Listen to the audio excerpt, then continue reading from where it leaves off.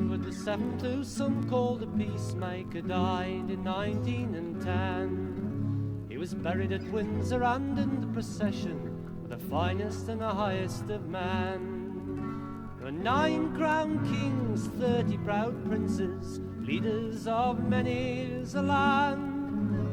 The old Kaiser Bill rode next to King George, with his field marshal's baton in hand. Crippen was caught that very same year, and Halley's comet flashed by. The first of the labour exchanges was opened the year the old king died. The Sydney Street siege started 1911, when anarchy died in the flames. In London in June, King George and his queen played the coronation game. A brace in the sun sent the Kaiser in Hamburg, launching his new battleships. King George made India, Ireland and Wales the places for right royal trips. Titanic was launched on the day of the Derby. London's last horse bus was shown.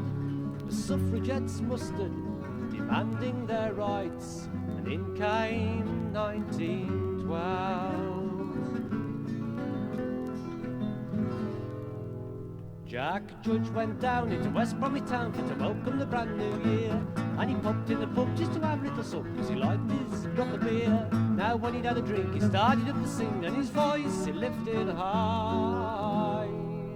My name's Jack Judge, and I can write you a song from Albury Town, come I. My name's Jack Judge, and I can write you a song from Albury Town, come I. Now a Brummagem fellas were sitting close by, heard what Jack could say, and a pound and a penny says to Jack that you could write a song in a day. Jack had another laugh, he had another drink, and he says, I'll take you on. This afternoon I'll write you a song and sing it when the day is done. This afternoon I'll write you a song and sing it when the day is done. Then he had another laugh, he sang a song or two, and he bought another beer. Then he caught the train to Staley Bridge, that night he was due to appear. That very first day of 1912, old Jack Judge won his bet. The song he made and he sang that day we never shall forget. The song he made and he sang that day we never shall forget.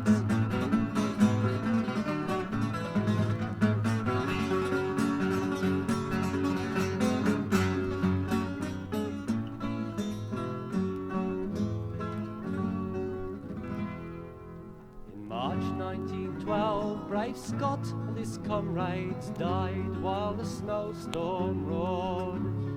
Later that year, the good General Booth, he finally laid down his sword. There were riots in Ireland concerning Home Rule.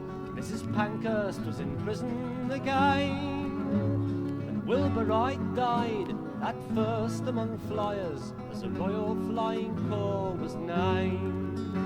Titanic, she sank in the spring of that year, taking 1,500 lives. The Balkan states blazed from border to border as death began sharpening its knives.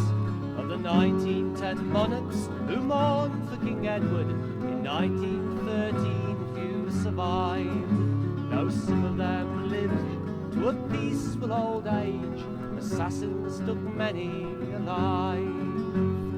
Death came calm to China and Sweden, while elsewhere the murderer's hand struck the Pasha of Turkey and the King of the Greeks, while Spain survived its plan. The armies of Europe paraded and postured, the stockpile of weapons increased. At The Hague, as if in grim desperation, they opened the Palace of Peace. As suffragettes seethed, in came 1914, an Austrian Archduke was slain. In less than 2 months, all Europe was marching, death was in business again. Many's a young man from many's a family willingly gave his all. They died in their millions for a dubious victory, answering Kitchener's call. As they rode off to war in their trains and their troop ships, they sang as they hurried along. The words echo back from the graveyards of Flanders, singing old Jack Judge's song. Yes, the words echo back from the graveyards of Flanders, singing old Jack Judge's song.